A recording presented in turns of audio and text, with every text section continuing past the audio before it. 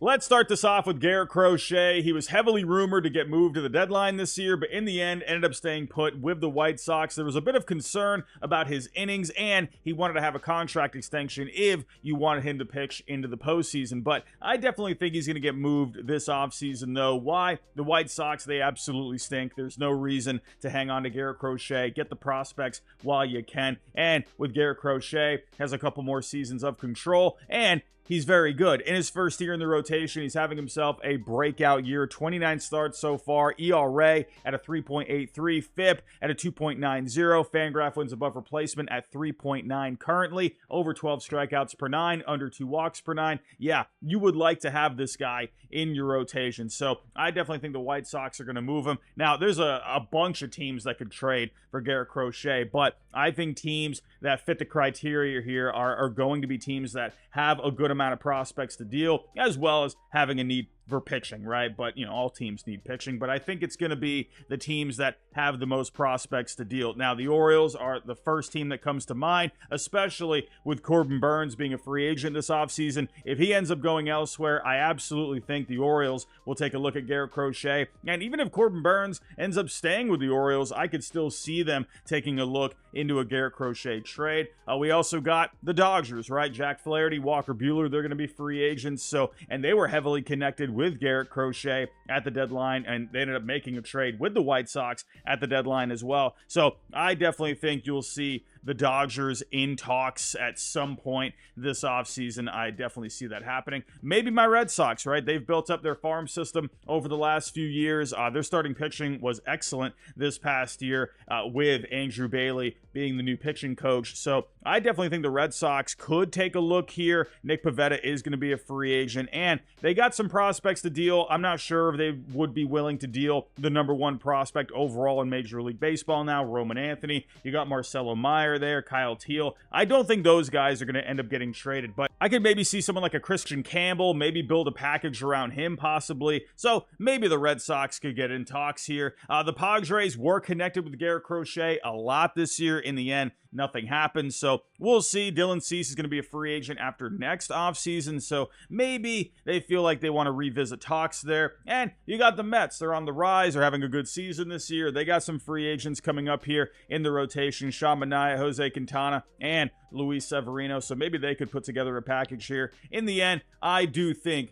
Garett Crochet is going to be on the move. Let's move on to his teammate, Luis Robert. Now, I'm not completely sold Robert's going to get traded this offseason. We all know the deal with Robert. He's very injury prone, but when he's healthy, he's a game-changing kind of a player. Hits for power, has speed, great defense out there in center field, but he just has a lot of problems staying on the field, and I wonder if teams might want to wait until the first couple of months of next year to see how he's doing, and maybe they could talk about him at the deadline. The injuries have also caused a dip in the numbers this year, only hitting 221, a 271 on base, a 388 slugging, and an 82 WRC plus, 14 home runs. So maybe teams might want to hold off there, see how those numbers are doing next year. But he is on a team-friendly deal, a 6-year, $50 million deal, has a couple of club options as well in 26 and 27. So maybe teams will look beyond the injuries and the inconsistencies this year and look at the track record and think, okay, that's a good contract. We can do that. Let's get a trade going here. So let's say he ends up getting moved this offseason. Maybe a team wants to pony up some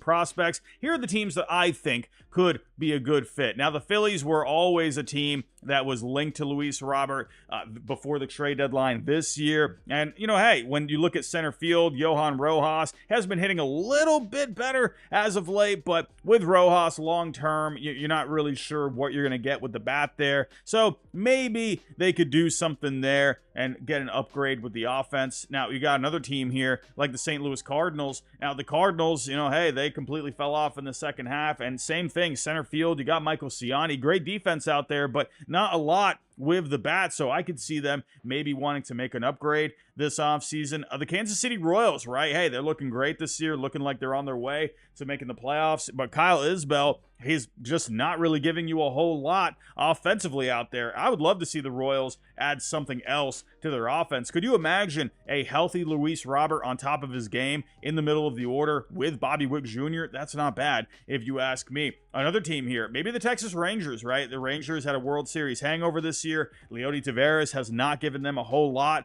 with the bat. They got some prospects. Maybe they could get a deal done. You got a team like the Dodgers, right? I'm sorry for bringing up the Dodgers all the time, but they got the prospects. With James Outman, he just hasn't really given you a whole lot this year. You know, he had a great year last year, but he completely fell off this year. So maybe they want to see, you know, maybe Luis Robert could do a thing or two for him. A team that I would love to see pony up for Luis Robert would be the Pittsburgh Pirates. They've had a lot of problems offensively this year. I know they moved O'Neal Cruz out to the outfield, but I'm just saying, man, I mean, Luis Robert, if he's healthy, would be a big boost for the Pittsburgh Pirates moving forward as they enter this competitive window. We'll have to wait and see. Now, again, will he get moved this offseason? I would say more likely, you know, we have to maybe wait until the deadline next year. But hey, because of the contract, because of the track record, I think it could happen. Let's head on over to the Blue Jays and talk about Bo Bichette. What a dreadful year for Bo Bichette. He's had a ton of injuries this year, and at the plate, he has been terrible. Only hitting .222, a .275 on base, a .320 slugging, a .69 WRC plus, the worst year of his career, but has a great track record. Before this year, he was putting up great numbers each season at the plate. You know, with Bo Bichette, this is a guy that could definitely give you some offense in your lineup when he's right. Now, I think he will get back on track, but will it be with the Blue Jays next year? Now, there's been rumblings all season of Bo Bichette maybe wanting to go elsewhere, you know, after his contract is up, after 2025, probably looking to move on. So I think with the Blue Jays, I think they're going to look into moving him very seriously this offseason while he's going into the last year of his deal to try and get something back for him if he does plan on leaving after the contract anyway. So Bo Bichette, you know, again, I think the bat is there. I think he just needs to get a fresh start somewhere, you know, get a new voice in his ear, you know, just get back on track. So the teams that I could see maybe looking into a deal for Bo Bichette, you know, the San Francisco Giants, that's been a popular destination for him in trade talks over the last few months here. Now, you got Tyler Fitzgerald at shortstop. He's been fantastic this year, but he does have some versatility. So maybe you could figure something out there. Maybe Bo Bichette could be a good fit with the Giants. We got the San Diego Padres. Ha-Seong Kim is going to be a free agent. Well, he has a mutual option, but usually mutual options don't get exercised. So Ha-Seong Kim is probably going to be ending up going on the market. So maybe Bo Bichette could be a good fit here. And then we got the Atlanta Braves. I think this could be an interesting team, right? Orlando Arcia, you know he's going to give you a lot of good defense, but he hasn't really given you a whole lot offensively this year. Maybe the Braves think, okay, Bo Bichette, we can get this guy back on track. We can get that back going. Maybe, you know, they could do something there. Yeah, I'm not sure where they would put Arcia, but I think that could be a fit potentially. There's also the Cleveland Guardians. They got young shortstop Brian Rocchio, but he just hasn't given you a whole lot with the bat this year. Maybe they feel like they can get Bichette back on track and get some more offense into their lineup. In the end, though, I do think there's a good chance Bichette ends up getting moved, especially considering the rumors of him wanting to move on from Toronto. In the end, though, I don't know. I think the Blue Jays, they want to get back to competing next year. I think they want to have a bit of a reset this offseason. I think they're going to get this squared away. I think personally, Bichette is going to be on the move. Let's talk about his teammate, Vlad Jr. And what a heck of a year Vlad Jr. is having. His best year since 2021. Had a couple of down years, but he got himself back on track this year, hitting .321, a .395 on base, a .549 slugging, a .165 WRC plus, 4.9 on the Fangraph wins above replacement, 28 home runs. A heck of a year for Vlad Jr. Now, I think he's going to end up staying with the Blue Jays. He's expressed wanting to stay there long term. I think in the end, they're going to end up working out a contract. I think it's just a good fit all the way around. The Blue Jays, they want to stay competitive. I don't see why you would move him at this point, but he has been in the rumor mill for the last year or so. Maybe the Blue Jays feel like, all right, you know what? We could probably get a good amount back for him. Maybe a team overpays for him, and maybe they feel like they can go in a different direction without him. Let's just look at the possibilities. Now, the one team that I think would make a ton of sense would be the Houston Astros, right? Jose Abreu,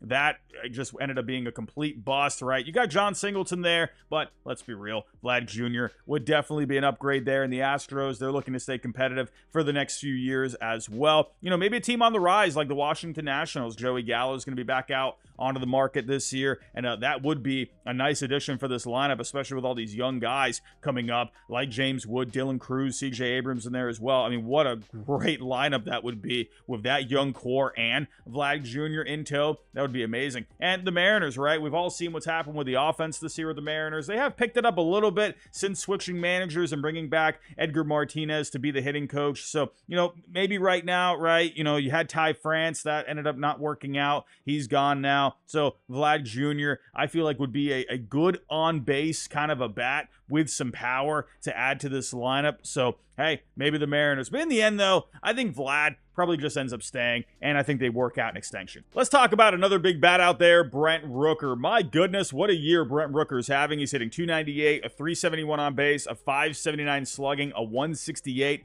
WRC plus, 35 home runs. My goodness, these numbers are off the charts. Now, he was rumored to be getting moved at the deadline, ended up staying put with the A's. My guess, they were probably asking for a lot. Now, I can't blame them because, hey, these are great numbers, and he's got 3 more years of control, so they were probably looking for the moon for Brent Rooker. Probably just, with the deadline, how everything's going at the deadline, it's all craziness. So they probably just weren't able to find the right deal. However, with the A's moving on, right, they're going to be going to Sacramento. They're going to be going to Vegas in a few years here. So maybe they feel like they can cash in on Rooker now, get some prospects that can help them in the next couple of years or so. With Rooker, I mean, there's a few teams out here that I think would be a great fit for him. And I'm just going to say it. My Red Sox, right? The Red Sox got a very lefty-heavy lineup. I would love for them to add a right-handed hitter. Now, Tyler O'Neill is going to be a free agent. I'm still on the fence whether or not the Red Sox bring him back or not. I think he ends up going elsewhere, in my opinion. But if he does end up going elsewhere, I could easily see Brent Rooker being a good fit here. And even if O'Neill ends up staying, I wonder if the Red Sox look into moving Masataka Yoshida because Alex Cora, he loves versatility there, and Yoshida is strictly a DH at this point. Now, he has had himself a good second half, but there's just not a lot of power with Yoshida, and at the DH spot, I think you want a bit more offense there. So I think Brent Rooker would be a great fit for the DH spot. Reminds me a lot of Jason Bay back in 2008, 2009 when the Red Sox traded for him then. I think just a big right-handed bat like that at Fenway Park, oh, that's just a dream to me. However, there's a couple more teams here. I mentioned the Cardinals earlier, and we all saw what happened with the Cardinals here in the second half. I think they could use a bit of an upgrade in this offense, right? Paul Goldschmidt, Nolan Arenado, down years for them. Someone like Rooker could give them a nice lift here. Kansas City, they had him a couple of years ago. Could they maybe revisit that, bring him back? I don't know. I've mentioned the Pirates here as well. I think they would be awesome for Brent Rooker. In the end, I think there is a chance he ends up getting moved, but maybe the A's feel like as well, hey, you know what? Maybe we're getting a little closer to competing, right? They got some young players coming up this year, right? Mason Miller, a big one. Lawrence Butler's been amazing for them. So maybe they want to hang on to Brent Rooker and, keep that veteran guy in this lineup, but I could also see them moving him as well. Let's get back to some pitching and talk about Jesus Lazaro. Now, this year's basically been a lost season for Jesus Lazaro. He's been dealing with a back injury this year. Let's see if he even makes another start before the end of the year. We only got a few more weeks here, but overall, 12 starts, ERA at a 5.00. FIP is a little bit better at 4.27, but I still think Jesus Lazaro is a very talented pitcher to add to any rotation out there. We saw the year he had in 2023, one of the best pitchers in the game. I think he's going to be back on track next year. Now, with Jesus Lazaro, do the Marlins end up moving him? Because of these injuries, I could maybe see teams holding off a little bit, and I could also see the Marlins maybe wanting to hold off as well, maybe try and rebuild that value up over the first couple of months in 2025, so that way they can get some more prospects back for him. And we all saw what happened with the starting pitching at the deadline this year, so I could see the Marlins maybe wanting to increase that value a little bit, because he also has a couple more years of control. He's not a free agent until after 2026, so they have that for leverage as well. So I think there is a chance he could end up staying with the Marlins, but maybe a team will pony up. Maybe they feel like, hey, you know what? This guy's got a great track record. We feel like we can, overpay a little bit for this guy, try and get a deal done. I already mentioned teams earlier when it comes to the pitching, right? the Padres had been connected with Jesus Lazaro in the past. The Marlins and the Padres, they've been trade partners here for the last year or so, so maybe they could do something. I'll mention my Red Sox again. The Red Sox, I think, hey, let's add a lefty to this rotation. Let's get something else in there. I can see the Red Sox maybe wanting to improve the pitching staff if they feel like there's a deal there at the right price. Maybe the Yankees, their rotation's looking a little full right now, but who knows? Maybe, let's see how the rotation shakes out. Maybe they can make a bit of a move there. Getting back to the Orioles, right? Mentioned them earlier for Garett Crochet. If Corbin Burns leaves, then yeah, I could definitely see someone like Jesus Lazaro being an option. Or if you sign him to a long-term contract, you could still build upon that, add Jesus Lazaro in there as well. They definitely got the prospects, right? Maybe the Mets, it would be an in-division trade, but like I said earlier in the video, they got a few free agents coming up here, so maybe they could bolster the rotation that way. All right, maybe even a team like the Brewers maybe could look into something here, right? They've added a lot of pitching here since the beginning of the year, right? You brought in Aaron Savali and Frankie Montas before the deadline. Maybe there could be something there. Either way, there's going to be teams always looking for pitching. But Jesus Lazaro, does he end up getting moved this offseason? I'm 50-50 on it. I think there's a chance he ends up staying so the Marlins can try and build that value up, and then he would be the best available pitcher at the deadline next year. Speaking of pitching, let's talk about the Mariners and all the great pitching they have. He's making his 15th big league start. That was early on, 2-4 record for a 4.5 These guys have been amazing in this rotation this year. Bryce Miller, 3.18 ERA, FIP at a 3.68 over the 28 games, a 2.4 Fangraph WAR. As for Brian Wu, he's been great as well. He's been dealing with a couple of injuries this year, but these are great numbers. ERA at a 2.36. FIP at a 3.30. Not a whole lot of strikeouts with him, but the walks are under 1 walk per 9, under a home run per 9. While Bryce Miller, he's got some pretty steady numbers as well. 8.4 strikeouts per 9, 2 walks per 9, a home run per 9. Now, I wonder if maybe the Mariners could look into moving one of these guys. And I've already mentioned the Mariners with the bats this year. Obviously, they had their issues a little bit better since bringing in Dan Wilson and Edgar Martinez there. But maybe this offseason, they feel like they really want to bolster that lineup even more. I could see one of these guys being moved for a bat. Potentially, we'll just have to wait and see. Let's wrap this up with a couple more bats. We got Nico Hoerner and Brandon Lau. Now, I think Nico Hoerner is one of the more underrated players out there, having himself another solid year, hitting 263, a 330 on base, a 356 slugging, a 97 WRC plus. Now, not a whole lot of pop with Nico Hoerner this year, but this is a guy that's going to give you a lot of speed and defense as well. He has 28 stolen bases and an 8.2 defense at second base, one of the best defensive second basemen in the game. So I could maybe see the Cubs looking at Nico Hoerner and thinking, okay, this is a pretty valuable trade piece here. He's got some value, and he's under control. He's not a free agent until after 2026. So a couple of years of control, a guy that's going to give you good defense, good speed. He'll do a little bit with the bat. He did show a good bat last year in 2023, so maybe teams feel like, okay, maybe we can get a little bit more out of this bat in 2025. But I could see the Cubs thinking, okay, this is a valuable trade piece. Let's try and use him in a deal. Maybe they could use him in a deal to help bolster their rotation a little bit more. We'll just have to wait and see. But I think Nico Hoerner could definitely be a guy out there, especially with Matt Shaw coming up in the minor leagues. That guy's having a great year in the minors this year. I think you could maybe see something there. And Brandon Lau on the Rays, right? He has dealt with some injuries this year, but he's shown some good pop, hitting 244, 321 on base, a 475 slugging, a 127 WRC plus, 17 homers over 91 games. We saw the Rays have a big fire sale at the deadline. So yeah, Brandon Lau, I definitely think could end up getting moved. He has a little bit more control. Club options for 25 and 26. He's on a team-friendly deal that does end this year. But again, you got the club options. They're not too pricey. And we also got his teammate, Yandy Diaz, as well. I think you could see the Rays make a couple of moves there, finish off that fire sale from the deadline. But everyone, those are my thoughts right now on potential trade candidates for this offseason. Let me know down below in the comments, who are some other trade candidates that you think could pop up for this offseason? Let me know down below in the comments. But everyone, that's all I got for this video. If you kind of the way out, hit that like button for me, subscribe if you're new, and I'll talk to you next time.